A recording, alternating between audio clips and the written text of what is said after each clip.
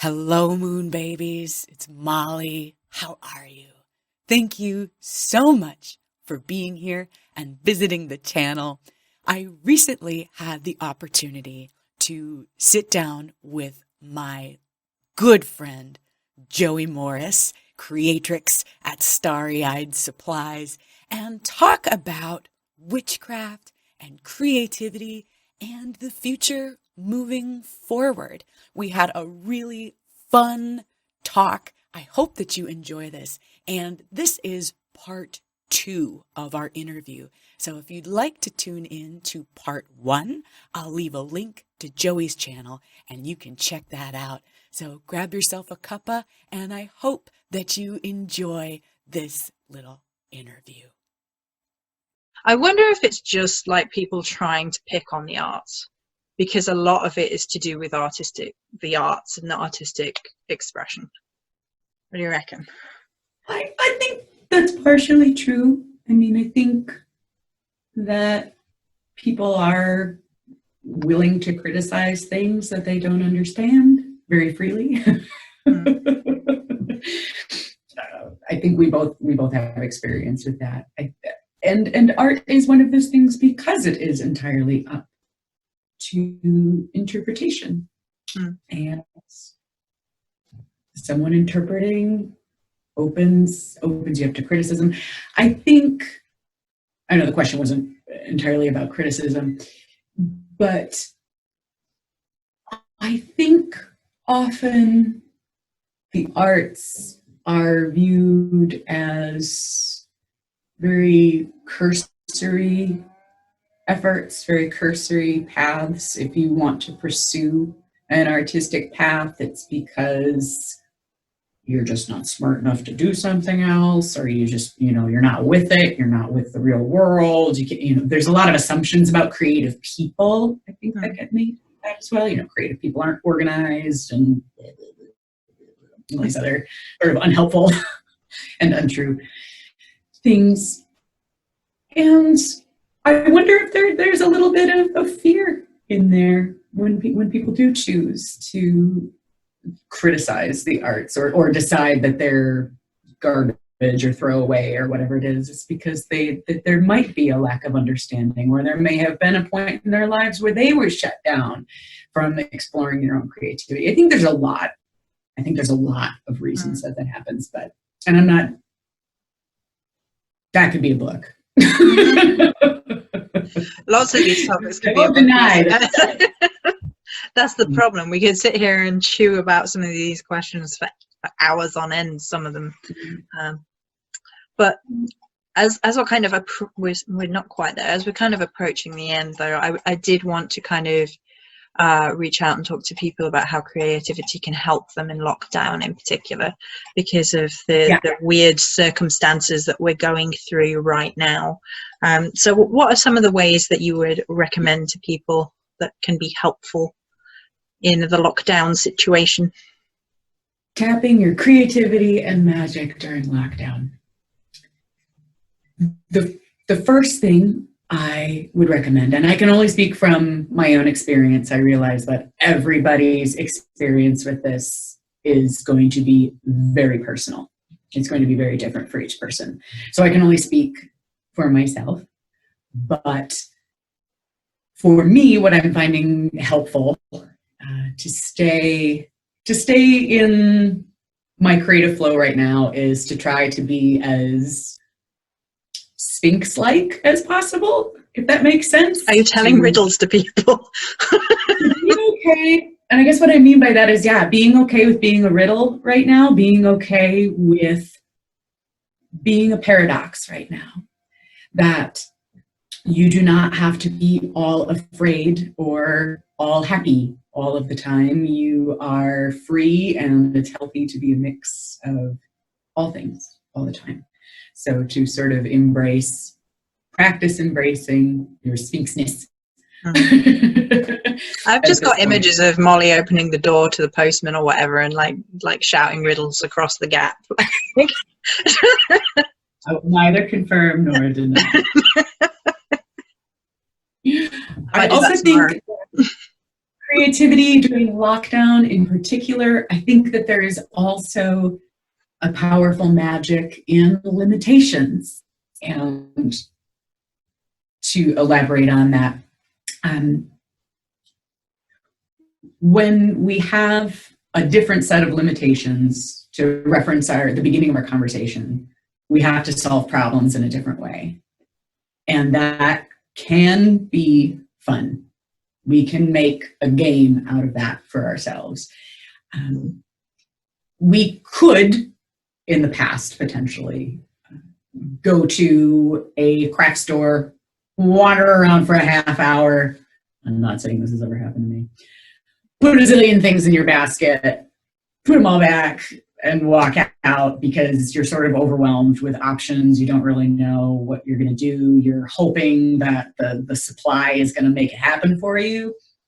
Whereas in a situation where your supplies may be limited or there are other limitations on you, you have to figure out how to make the beauty, how to make the magic, fix the thing with what you already have. And it becomes more like a treasure hunt. And often I have found in, 33 years of art making, that I often find that there being some stipulations, that there being a bit of structure actually helps me create something more meaningful and more powerful than the situations where I'm asked, just make whatever you want. That having that framework, those little bit of rules, that little bit of limitation actually gives you something to push up against. And that's when you can create something new and something interesting, I think.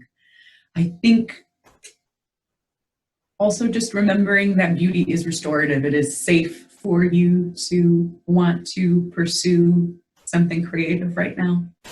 I think a lot of people are experiencing some guilt and shame because they're not sure what the acceptable way to feel is right now, what the acceptable way to express themselves is right now.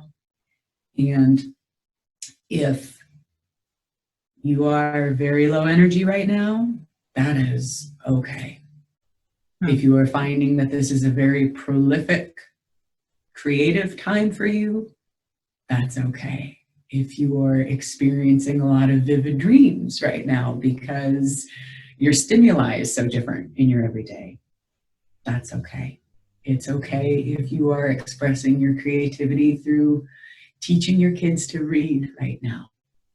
I think giving yourself permission to have your own experience and allowing people around you to have their own experience is going to do a lot for our creativity, for our wellness, for our spiritual practices. So I think that's what I have to say about that. It's beautiful. I think too, as a side note maybe to what you just said, that anything that an individual wants to express about how they feel in this circumstance, in this strange time, there is no right answer. So we were talking about earlier the problem of having this idea that there is a right answer and that you're seeking approval by trying to create into the right answer. Something that we're all really aware of right now is this is unprecedented. We don't know what to do with this. We've never been in a situation like this before. There are no rules about how to behave, how to feel. I mean, slightly about how to behave, but within your own home, expressing your own self, there isn't rules about how to behave. Yes. So there isn't rules how to feel, how to express, how to create as a result of that expression. So however you want to create or not right now, there is no right answer. And so just express however you feel and however you want to do that. I've said, I'm against the idea of false positivity right now. I'm also against this whole, you have to be spending this time productively because Leonardo da Vinci and blah, blah, blah. And it's like, leave people alone.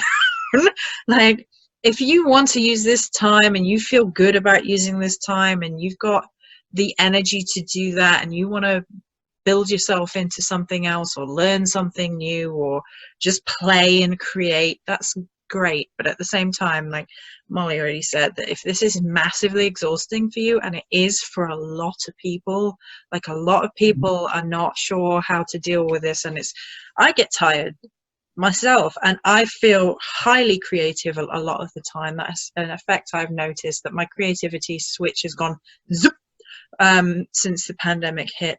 But at the same time, I do get tired, and I have to honor that. So if I get to a point where I'm like, that this is enough now, then I have to honor it, or I'll spend the next 2 days recovering. So express how you feel, I think, is the best gateway through to creativity, because it doesn't have to creativity doesn't have to produce something, like we've already said. So sometimes it's just singing at the top of your lungs, singing silly songs, making yourself laugh, making other people around you giggle, just getting through it, however you want to go about creating. So however you want to express it, do that. That's one of the I wanted to mention, your play comment there. I think that's important, that it's still safe to play right now too. And one of the things that I've been doing is, when I'm feeling stuck and I need to play, is learning songs on ukulele right now, because it's something I'm really bad at. It helps me take things a lot less seriously. It helps me take myself a whole lot less seriously, and everything I think I'm doing right now a lot less seriously. To just play and pluck around and suck at something for a little while, but that brings you a lot of joy when you figure it out, when you do solve the problem. I think that can be something. I'm finding myself to be in this sort of like lockdown specific portion of the conversation here. I'm finding myself really inspired by two things right now. One, when we were a couple weeks into this and realizing that this was going to be longer term, I think, than a lot of us initially thought. One of the things that came to mind was last spring, I had the opportunity to go and see an exhibition about art that had been created in Japanese internment camps in the United States during World War II, when we imprisoned our own citizens in this really shameful, awful, racist way and stuck them out in the desert. Yeah. And that even though there was this massive upheaval for their lives, obviously, and then really dehumanizing conditions, seeing the work that these people managed to create, and it brings like the beadwork and sculpture and paintings of the desert with things that they had. This, there wasn't a Michael's at the, it was, that's, sorry for people, that's an American craft store thing, but being so deeply inspired by the resourcefulness, by hope, and also that affirmation that beauty and that need for interaction with beauty is a birthright, and it's instinctual and something worth feeding and taking care of, just like any other part of your body or your person. So that I'm finding a lot of inspiration in. And on a lighter note, now that I'm sure we're all finding ourselves in kind of different living situations, I've not had much interaction with the kids in my neighborhood previous to lockdown. Not obviously close one-on-one, but they're out roller skating and drawing on the sidewalk or on walks with their parents, and seeing the way they are interpreting the world around them and making games. The neighbor boy has sort of a collection. If you have any experience with spending time with little boys, you know that they have like sticks Like there are sticks that they find that are very special sticks. And there's like a collection of sticks, like one's a sword stick and one's a staff stick. And watching him go out into the yard, we have a shared yard, and sort of assess his sticks for the day and what games we're going to play in the yard with the sticks. I'm so inspired by him. Like how do I assess my sticks today? Like how am I going to go out and assess my sticks today? And and I don't know if he knows it, but he's my little hero right now. So I'm looking to young people around me, and they're doing a beautiful job of reminding me to play and laugh.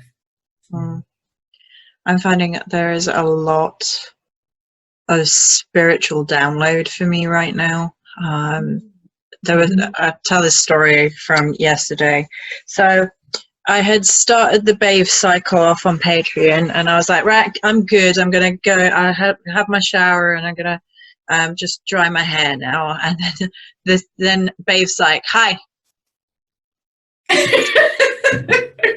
And I start downloading the soul song, and I'm like, no, I'm drying my hair. And she's like, no, we're doing this. And I'm like, so I'm there, and I'm like, right, okay, fine. With like half dry, half wet hair, like, get done. And I'm like, are we done? I think we're done. Okay, can I go back? I'll just go back and dry my hair now. Like, and I was just like, this is my life now. This is lockdown. The minute you're busy doing something else, even silly things like drying your hair, and it's like, nope, spiritual download. I wonder, you've told me stories like that before, where you have like these really intense moments of inspiration, like right out the shower. I wonder if it's because like you're just very relaxed. You know, that's like a really, being in the shower is this really relaxing, sort of rejuvenating moment. It's sort of like limited stimuli. That's. Well, I sing in the shower, so I don't know how limited stimuli it is. But there's definitely that, like, being calmer and being more relaxed. But I think there's also that it's a liminal space, isn't it? Because you're within water and then you step out from that. And that, to me, is a very liminal space. And water is incredibly magical for me for a number of reasons. So in the Celtic tradition, being in water is being between worlds. So there is that anyway. And then there is that kind of being purified, being cleansed out, and then you step out into it's almost like stepping out into a new day or a new skin, isn't it? Because you've washed off all of what remains from last night or whatever, and then you step out into a new day, a new skin, a new freshness, and then maybe you're just open to it in that moment. So yeah, that can totally happen. They do. I think she just likes doing it when it's awkward, though. Like, when are you furthest from pen and paper? Well, oh, that's Morgan. How much do you want this? How much can you remember of this? I'm going. There's a pen and a paper everywhere. I'm a Virgo. I'll find one. I love that. I'm a Taurus, so there's cookies everywhere. There's cookies all over my house. Well, I'm a Taurus moon, so I can get down with that. That's where my moon is. My moon's like, we're feeling emotional. Where are the cookies? Yeah.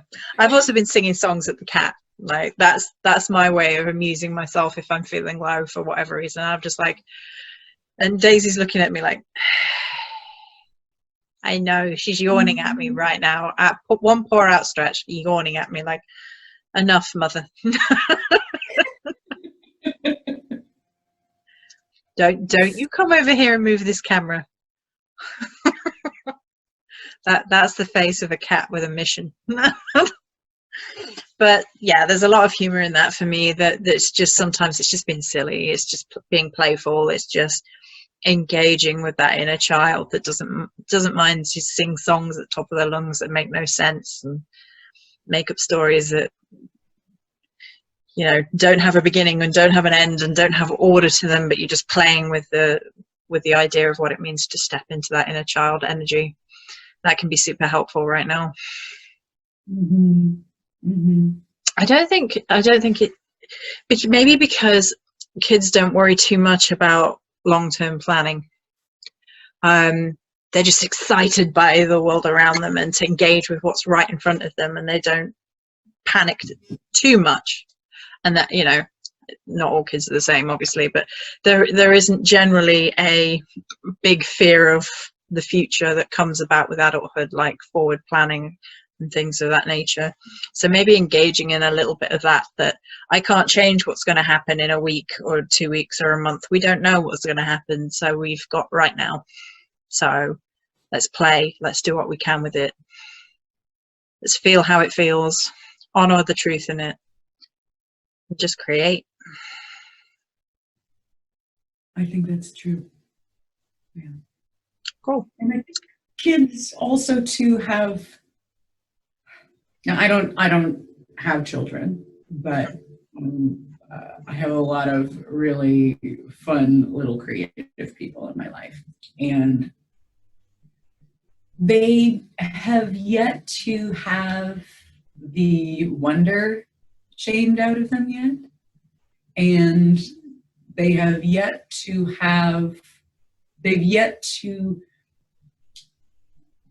really just to develop guilt about it's a very adult situation to feel guilty about doing something fun if other people are not doing something fun right now.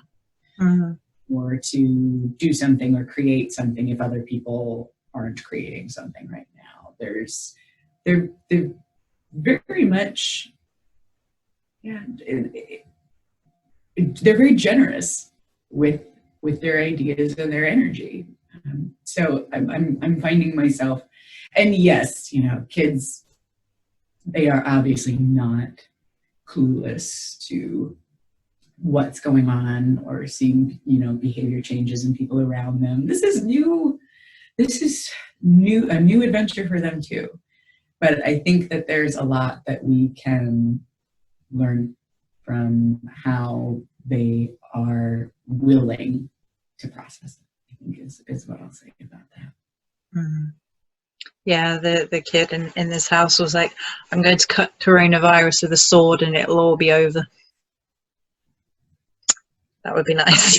Or its dick and come over. Yeah.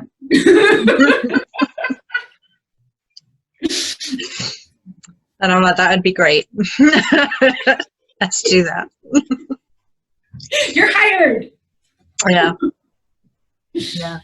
Because I don't have kids of my own either. And so for me, it can be a difficult experience because my childhood wasn't great. So I have to take myself out of my own experiences as a child and try and it's interesting because it's almost like an extra vision of imagination to imagine who I was as a kid before any of the horrible stuff happened, and then kind of take that to a place of like just pure wonderment and pure imagination and pure like wonder and awe about the world, and then play in that energy and see how that feels.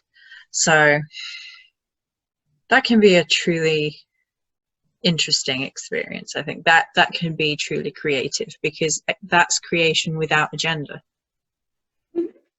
Yeah. And when I work with people who said something very similar to what you just expressed about, you know, my childhood wasn't great, so the idea of tapping into the inner child is, I don't want to do that. And I understand that. And if somebody watching is a person who has a similar experience, that I think that's where our fool archetype comes in super handy dandy. Mm-hmm. Work with the fool, work with that through the fool. If actually revisiting yourself as a little person is difficult. Work with the fool. It's accessible to everybody. They'll help you. Yeah. Yeah.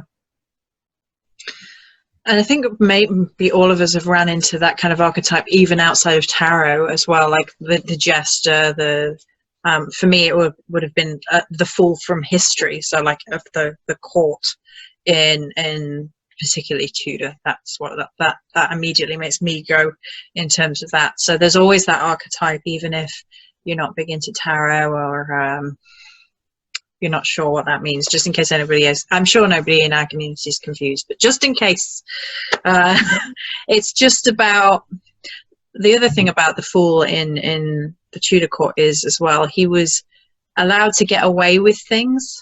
There you go. There's It's the top card. It was my card I pulled today. So is he actually spoke wisdom, but he would speak again in riddles. There's a through line here. There's all this Sphinx energy coming through. He would speak in riddles or nonsense, but he would also tell truths that needed to be told, and he could get away with it without getting his head chopped off by the king because he was the Fool, and that was his role. So if he was in danger of losing his head, he could just play the Fool, and that's one version of what those expressions can come from. To play the Fool is not that you are without intellect, not with you and wisdom and knowing, but it's playing that role, and that could be really empowering in that situation. The free spirit, the adventurer. Yeah. So I think that's probably a really nice place for us to wrap that up, because that's about the hour. At the beginning. I like that. I'm just wrapping this up now, guys, but like this might be on Molly's channel because this is part 2 by the time we finish recording. But I would just like to say a massive thank you to Molly for coming here and chatting with me tonight about all things creative.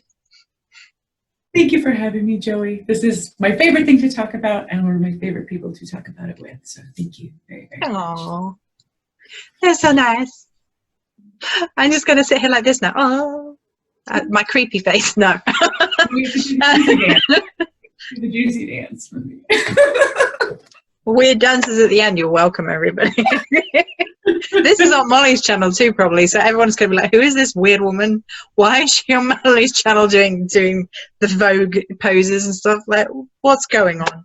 We got the first half. If you want to know about the mystery of the juicy dance. Yeah, there you go. It's an incentive. So thank you everybody who came and checked the videos out. I know that people have been finding these really helpful in lockdown, and that's the goal of them, as well as talking about some spiritual shiz, because that's what we do. So that's it for today from me and from Molly. Bye guys. Witch on, witch boldly, be well, honeys. Mwah.